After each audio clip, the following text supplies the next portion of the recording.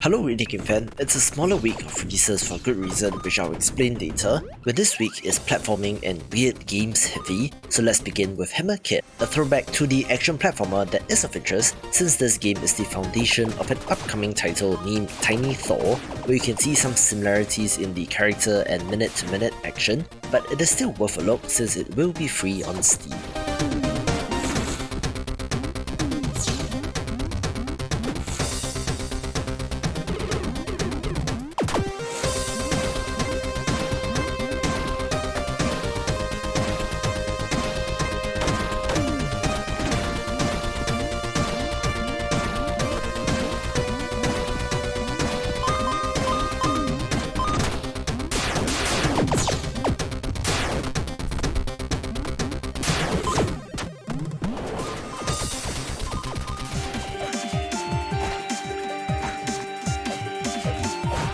Another week, another Vampire Survivors clone, but Crafty Survivors comes to us from the developer of the in-development Dragon Metroidvania Get a Cake, which was unsuccessful on Kickstarter, hence the team turned to a smaller, shippable product first.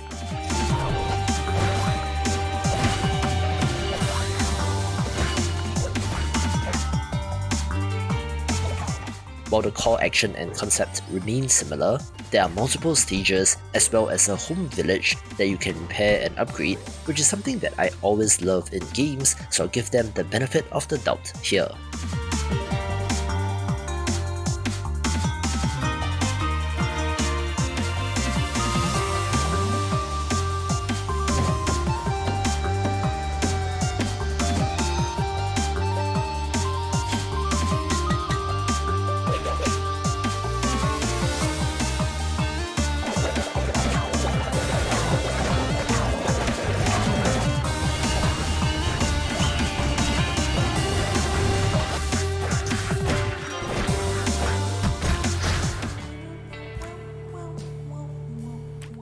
I really don't know what to think of this game since the Forest Cathedral is a first-person puzzle exploration game that is just bizarre and weird, so check out the trailer in full. Oh, little lady, you look normal, but your vitals aren't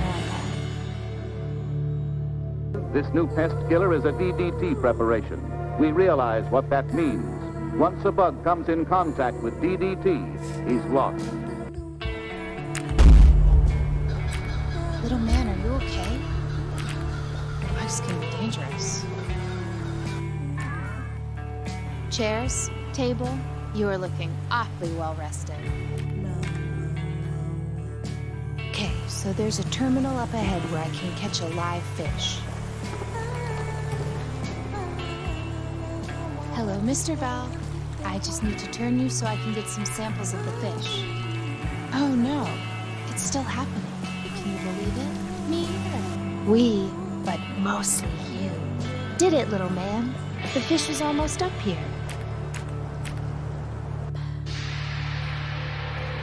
Which is great, because it would be too hard for me to catch a fish with my own hands.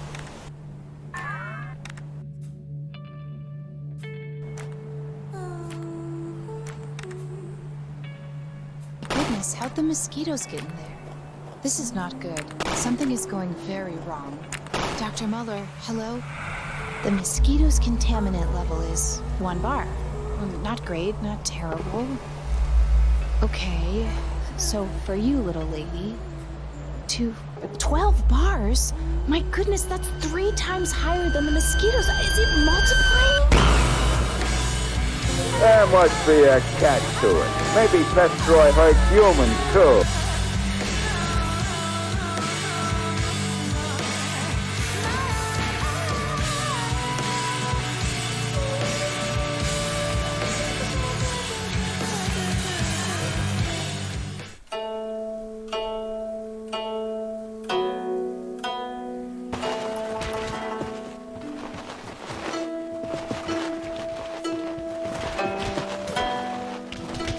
A gorgeous action title is WuJiDaoRen, a physics-based brawler title with a martial arts theme where you play as a kung fu practitioner taking on swarms of enemies. I really like the stylized look, similar to Chinese calligraphy with the ink on paper, with good action as well and should be neat.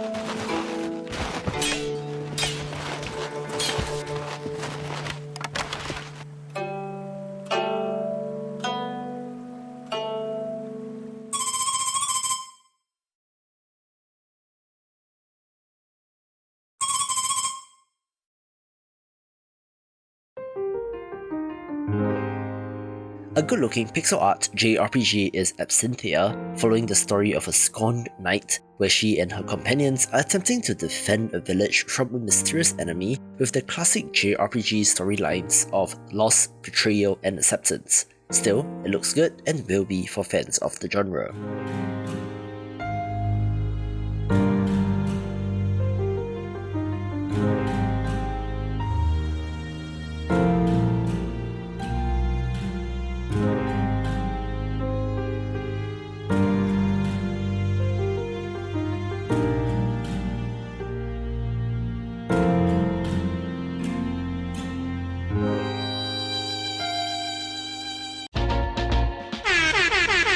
Okay, so obviously Diablo IV is not an indie game, but just wait till you see the comments from the people who don't watch the video in full. But this has an open beta that runs from 17th to 19th March, which is why there are fewer releases, since I think some developers are trying to get out of the way, but the game looks good in previews and warrants a mention since I love this series.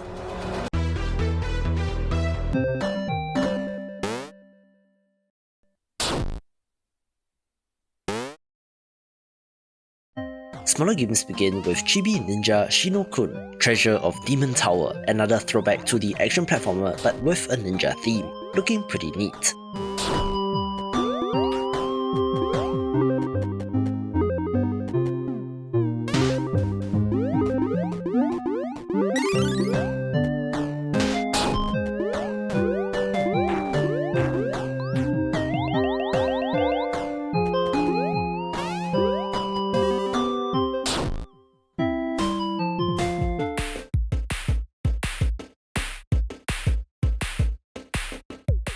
I was not expecting a Star Fox like this week, but here we are with Forest Squadron, one that is attempting to bring back the arcade-style space shooter, having that 80s vector art style, which is neat but not my favourite.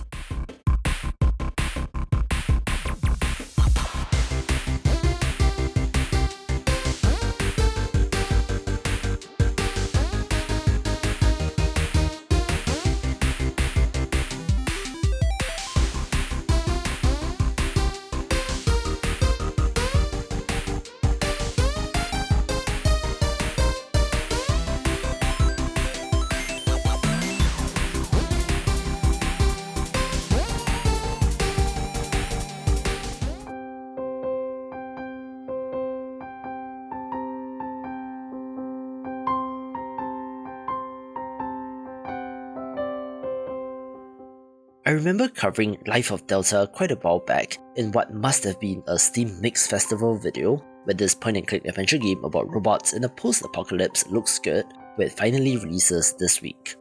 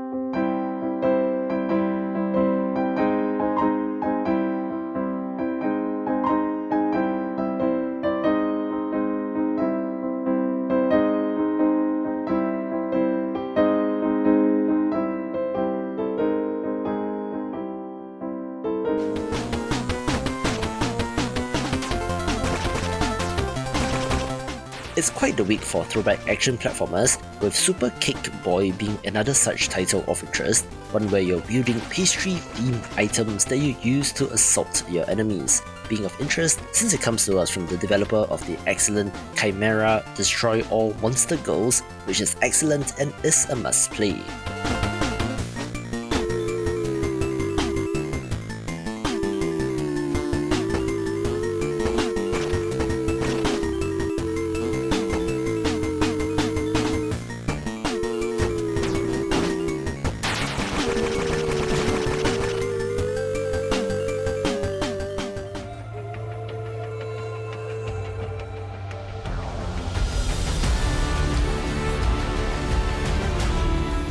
We also have the Xbox release of Valheim, the insanely popular survival crafting RPG that is still chugging along, but this will be on game preview and will not be releasing out of early access just yet, but it will be on Game Pass as well.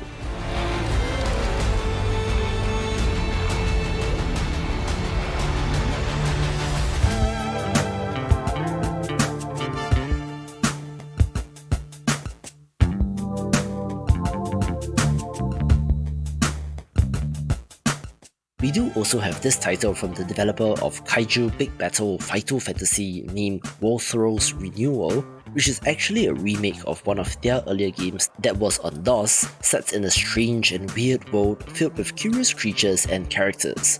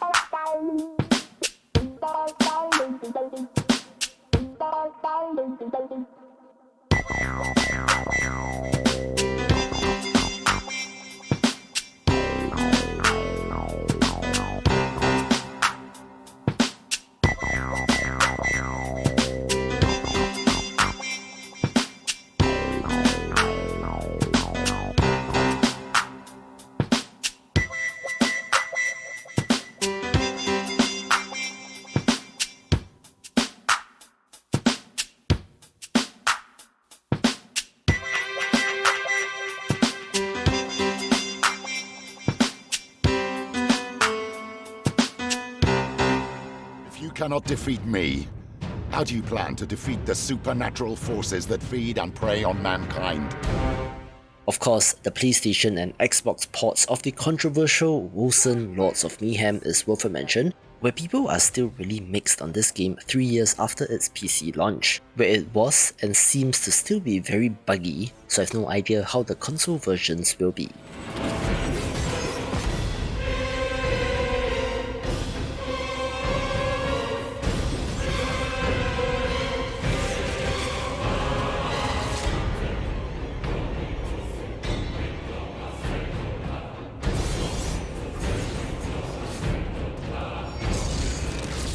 Hey, if you made it this far, subscribe to my weekly newsletter to keep on top of all things indie games, link in the description below. The top 5 begins with the 1.0 release of Barotrauma, a multiplayer survival submarine simulator set in an alien ocean, where it has gathered a tremendous following in the 3+ years of early access for good reasons since it is great. Your mission? Survive in a hostile alien environment humanity was never meant to reach. Welcome to the dark ocean beneath the frozen surface of Jupiter's 6th moon. Welcome to Europa. Take command of a submarine its crew, and its many onboard systems. Work with your team, think strategically, and be prepared to adapt as your situation changes.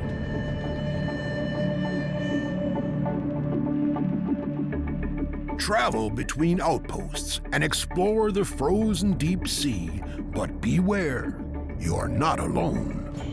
Will you fight or flee? The sub is a complex vessel that requires regular maintenance and skillful operation. All systems are interconnected and powered by a nuclear reactor.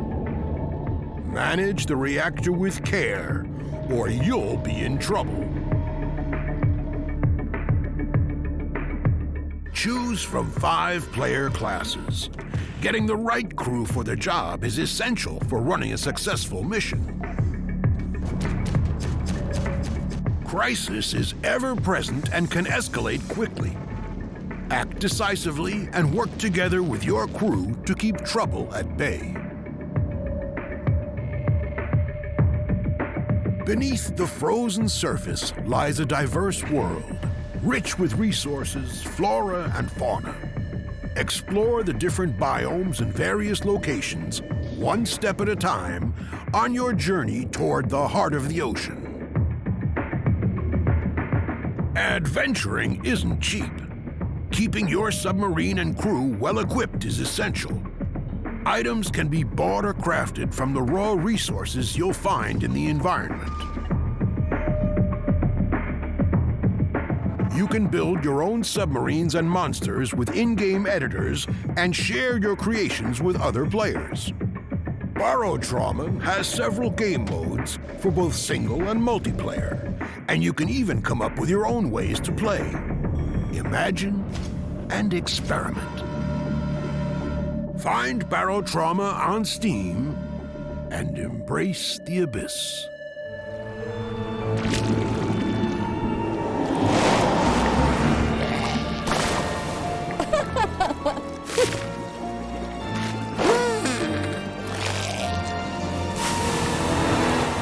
I really like the look of Potion Tycoon, a management sim where you're running your own potion shop, complete with underground laboratories and an army of goblins to help brew said potions.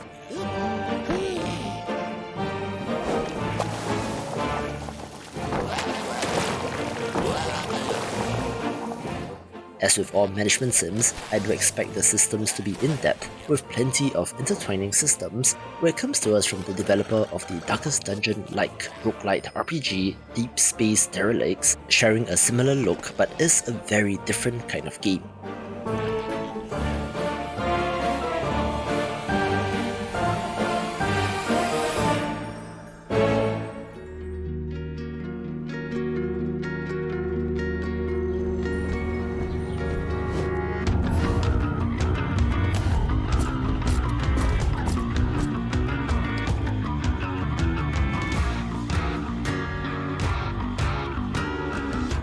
Another game which I've been looking forward to is Mortal Sin, a first-person title with quite an interesting look, being a melee combat focused title where you're hacking and slashing your way through hordes of enemies.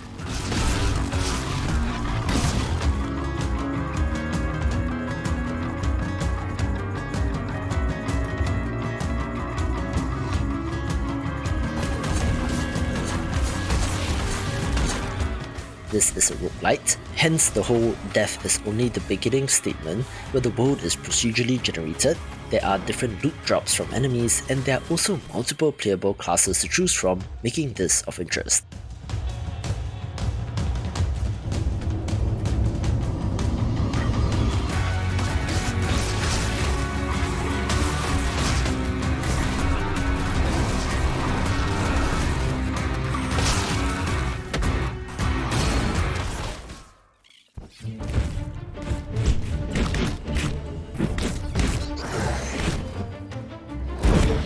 A more classic-looking roguelite title is Flamekeeper, a top-down title where you're attempting to rekindle the eternal flame.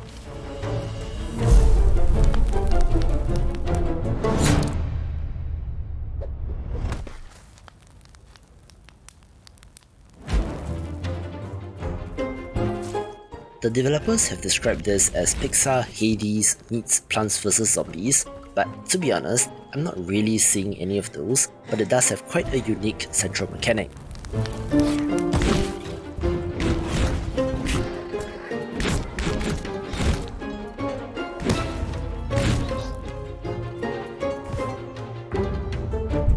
See, you play as a lump of coal that gets ignited and do have to go around the levels seeking these bonfires and then to transfer this energy back to the fire camp, but in the process are actually lowering your own health, leading to an interesting risk-reward system.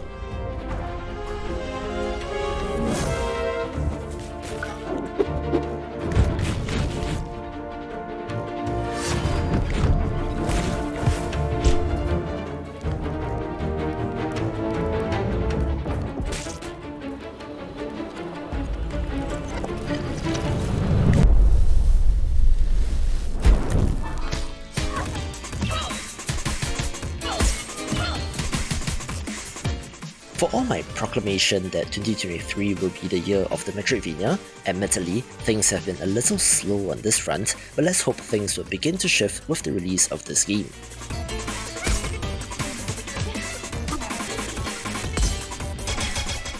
I do have quite a bit of history with this title, covering it before, during and after its Kickstarter campaign, where I think that the pixel art looks awesome and does have a unique setting in floating islands in the sky, where you even have an airship which you can fly around.